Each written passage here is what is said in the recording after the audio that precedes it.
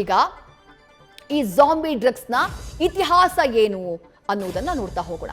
Deadly zombie ಡ್ರಗ್ಸ್ನ ಇತಿಹಾಸ ಏನು?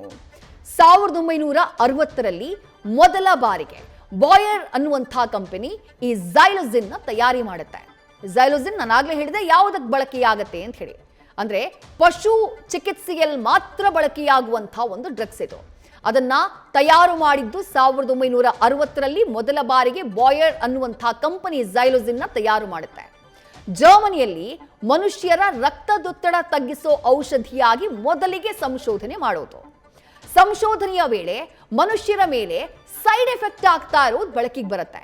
ಅಂದ್ರೆ ಕ್ಲಿನಿಕಲ್ ಟ್ರಯಲ್ ಅನ್ನ ಮಾಡ್ತಾ ಇದ್ದಂತಹ ಟೈಮ್ನಲ್ಲಿ ಮನುಷ್ಯರಿಗೆ ಅದನ್ನ ನೀಡಿದಾಗ ಮನುಷ್ಯರ ಮೇಲೆ ಬೇರೆ ಬೇರೆ ರೀತಿಯಾದಂತಹ ಅಡ್ಡ ಪರಿಣಾಮಗಳು ಕಾಣಿಸೋದಕ್ಕೆ ಶುರುವಾಗುತ್ತೆ. ಯಾವ ರೀತಿ ಅಡ್ಡ ಪರಿಣಾಮ? ಅತಿಯಾದ ನಿದ್ರೆ ಬರೋದು ಅಥವಾ ಉಸಿರಾಟದ ತೊಂದರೆ, ಇದು ಮನುಷ್ಯರಲ್ಲಿ ಕಾಣಿಸ್ತಾ ಇತ್ತು ಈ ಝೈಲೋಸಿನ್ನ ಟ್ರಯಲ್ ಸಂದರ್ಭದಲ್ಲಿ. ಹಾಗಾಗಿ ಒಂದು ನಿರ್ಧಾರಕ್ಕೆ ಬರ್ತಾರೆ, ಮನುಷ್ಯರ ಬಳಕೆಗೆ ಇದು ಯೋಗ್ಯವಲ್ಲ ಅನ್ನುವಂಥ ತೀರ್ಮಾನಕ್ಕೆ ಬರ್ತಾರೆ.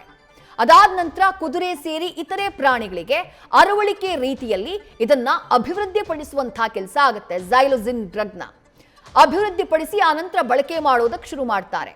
ಪೋರ್ಟೊರಿಕೋ ಐಲ್ಯಾಂಡ್ನಲ್ಲಿ ಮಾದಕ ದ್ರವ್ಯವಾಗಿ ಇದು ದುರ್ಬಳಕೆಯಾಗ್ತಾ ಇತ್ತು. ಪೋರ್ಟೊರಿಕೋ ಐಲ್ಯಾಂಡ್ನಲ್ಲಿ ದುರ್ಬಳಕೆಯಾಗಿ ಪತ್ತೆಯಾಗಿತ್ತು. 2000ನೇ ಇಸವಿಯಲ್ಲಿ ಪೋರ್ಟೊರಿಕೋ ಐಲ್ಯಾಂಡ್ನಲ್ಲಿ ಇದರ ದುರ್ಬಳಕೆಗೆ ಸಂಬಂಧಪಟ್ಟ ಹಾಗೆ ಮೊದಲ ಕೇಸ್ ಪತ್ತೆಯಾಗಿತ್ತು. ದುರ್ಬಳಕೆ ಯಾವ ರೀತಿ? ಮನುಷ್ಯರು ಇದನ್ನ ಸೇವನೆ ಮಾಡೋದು, ಆ ಡ್ರಗ್ಸ್ ನಲ್ಲಿ ಅತಿಯಾದ ಕಿಕ್ ಸಿಗುತ್ತೆ ಅಂತ ಹೇಳಿ ಬೇರೆ ಡ್ರಗ್ಸ್ ಅನ್ನ ಇದಕ್ಕೆ ಮಿಕ್ಸ್ ಮಾಡಿ ಸೇವನೆ ಮಾಡೋದು. ಈ ಪೋರ್ಟೊರಿಕೋ ಅನ್ನುವಂತಹ ದ್ವೀಪದಿಂದಾನೇ ಅಮೆರಿಕಾಗೆ ಕಾಲಿಡ್ತು ಈ ಜಾಂಬಿ ಡ್ರಗ್ಸ್. ಅದಾದ ನಂತರವೇ ಇದು ಜಾಂಬಿ ಡ್ರಗ್ಸ್ ಆಗಿ ಕುಖ್ಯಾತಿಯನ್ನ ಪಡೆದಿದ್ದು. ಫ್ಯಾಂಟನಿಲ್ ಅಂತಹ ಡ್ರಗ್ಸ್ ಜೊತೆ ಝೈಲೋಸಿನ್ನ ಮಿಕ್ಸ್ ಮಾಡಿ ಈ ರೀತಿಯಾಗಿ ಡ್ರಗ್ಸ್ ಸೇವನೆಯ ಒಂದು ದಂಧೆ ಅಥವಾ ಒಂದು ಜಾಲ ಆರಂಭ ಆಗ್ಬಿಡುತ್ತೆ. ಫ್ಯಾಂಟನಿಲ್ ಹಾಗೆ ಝೈಲೋಸಿನ್ ಮಿಶ್ರಿತ ಡ್ರಗ್ಸ್ನಿಂದಾಗಿ ಅಮೆರಿಕಾದಲ್ಲಿ ಇದುವರೆಗೂ ಸಾವನ್ನಪ್ಪಿದವರ ಸಂಖ್ಯೆಯನ್ನ ಕೇಳಿದ್ರೆ ಗಾಬರಿಯಾಗ್ಬಿಡ್ತೀರಿ ನೀವು. 100 ಅಲ್ಲ, 200 ಅಲ್ಲ, 1000 ಅಲ್ಲ, ಇದುವರೆಗೂ ಅಮೆರಿಕಾದಲ್ಲಿ ಸುಮಾರು 6000 ಮಂದಿ ಜೀವವನ್ನ ಕಳ್ಕೊಂಡಿದ್ದಾರೆ. ಯಾವುದರಿಂದ? ಇದೇ ಜಾಂಬಿ ಡ್ರಗ್ಸ್ ನ ಕಾರಣಕ್ಕಾಗಿ. ಫ್ಯಾಂಟನಿಲ್ ಹಾಗೆ ಝೈಲೋಸಿನ್ನ ಮಿಶ್ರಣ ಮಾಡಿ ಡ್ರಗ್ಸ್ ಆಗಿ ಸೇವನೆ ಮಾಡಿದವರು 6000 ಮಂದಿ ಜೀವವನ್ನ ಕಳ್ಕೊಂಡಿದ್ದಾರೆ. ಕೆನಡಾ ಹಾಗೆ ಬ್ರಿಟನ್ನಲ್ಲೂ ಕೂಡ ಮಾದಕ ದ್ರವ್ಯದ ರೀತಿ ಈ ಝೈಲೋಸಿನ್ ದುರ್ಬಳಕೆಯಾಗಿದೆ.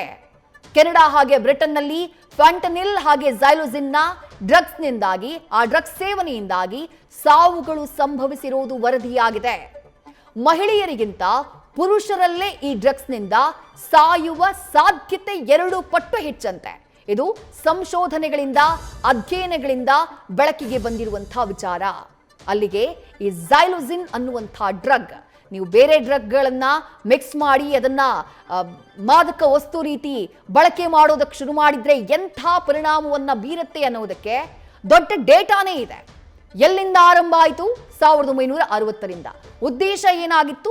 ಒಳ್ಳೆಯ ಉದ್ದೇಶಕ್ಕೆ, ಮನುಷ್ಯರ ರಕ್ತದೊತ್ತಡಕ್ಕೆ ಟ್ರೀಟ್ಮೆಂಟ್ ಅನ್ನ ಕೊಡಬೇಕು ಅನ್ನುವಂಥ ಕಾರಣಕ್ಕಾಗಿ ಅದನ್ನ ಫೈಂಡ್ ಔಟ್ ಮಾಡಿತ್ತು. ಆ ನಂತರ ಅರವಳಿಕೆ ಮದ್ದಾಗಿ, ಪ್ರಾಣಿಗಳಿಗೆ ಅರವಳಿಕೆ ಮದ್ದಾಗಿ ಅದನ್ನ ಅಭಿವೃದ್ಧಿಪಡಿಸಲಾಗುತ್ತೆ. ಆದ್ರೆ ಅದಾದ ನಂತರ ಪೋರ್ಟೊರಿಕಾದಿಂದ ಅದರ ದುರ್ಬಳಕೆ ಆರಂಭ ಆಗುತ್ತೆ.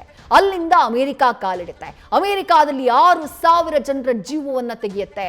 ಇವತ್ತಿಗೂ ಈ ಒಂದು ಡ್ರಗ್ ಅನ್ನ, ಜಾಂಬಿ ಡ್ರಗ್ ಅನ್ನ ಬೇರೆ ಬೇರೆ ದೇಶಗಳಲ್ಲಿ ಬಳಕೆ ಮಾಡ್ತಾರೆ. ಬಳಕೆಯಲ್ಲ, ದುರ್ಬಳಕೆ ಮಾಡ್ತಾರೆ.